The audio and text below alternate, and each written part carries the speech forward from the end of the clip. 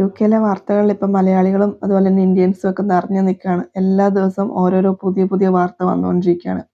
ഇപ്പോൾ പുതിയ വന്ന വാർത്ത ഇതാ, കുടുംബ വഴക്കിനെ തുടർന്നിട്ട് ഭർത്താവ് ഭാര്യയെ കുത്തിപ്പരിക്കേൽപ്പിച്ച് ഭാര്യ ഹോസ്പിറ്റലൈസ്ഡ് ആണ്, ഭർത്താവിനെ അറസ്റ്റ് ചെയ്തു. അപ്പോൾ ഇങ്ങനെ ഓരോ ദിവസം പുതിയ പുതിയ വാർത്ത വന്നുകൊണ്ടിരിക്കുകയാണ്. ഒന്നെങ്കിൽ ഡൊമസ്റ്റിക് വയലൻസ് ആയിരിക്കും, അല്ലെങ്കിൽ സെക്ഷൽ അബ്യൂസ് ആയിരിക്കും, അല്ലെങ്കിൽ അല്ലാത്ത തരത്തിലുള്ള അതിക്രമങ്ങളായിരിക്കും. ഒന്നെങ്കിൽ ഭർത്താവ് ഭാര്യനെ തല്ലുന്നു, അല്ലെങ്കിൽ ഭർത്താവ് മക്കളെ തല്ലുന്നു, അല്ലെങ്കിൽ നേരെ തിരിച്ചും ഭാര്യ ഭർത്താവിനെ തല്ലുന്ന കേസും ഉണ്ട്. അങ്ങനെ ഇപ്പം മലയാളികളും ഇന്ത്യൻസും ഇല്ലാത്ത കേസില്ല ഇപ്പം യുകെയിൽ. ഇപ്പം സെക്ഷൽ അബ്യൂസിൻ്റെ കാര്യത്തിൽ തന്നെ UK മിനിസ്ട്രി ഓഫ് ജസ്റ്റിസ് പുറത്തുവിട്ട കണക്ക് പ്രകാരം 2021 തൊട്ട് 24 വരെ 72ഓളം ഇന്ത്യൻസിനെയാണ് ശിക്ഷിക്കപ്പെട്ടിട്ടുള്ളത്.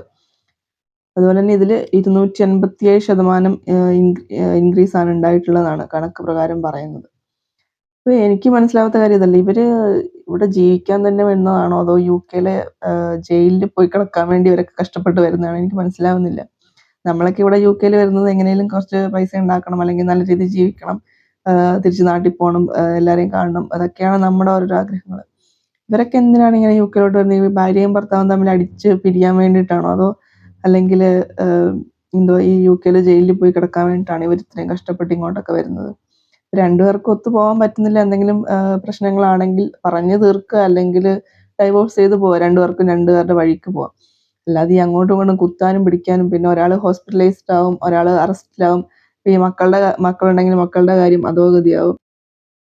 അപ്പം നമ്മളെല്ലാവരും യുകെയിലോട്ട് വരുമ്പം പല ആഗ്രഹങ്ങളും സ്വപ്നങ്ങളൊക്കെ ആയിട്ടായിരിക്കും ഇങ്ങോട്ട് കയറി വരുന്നത്.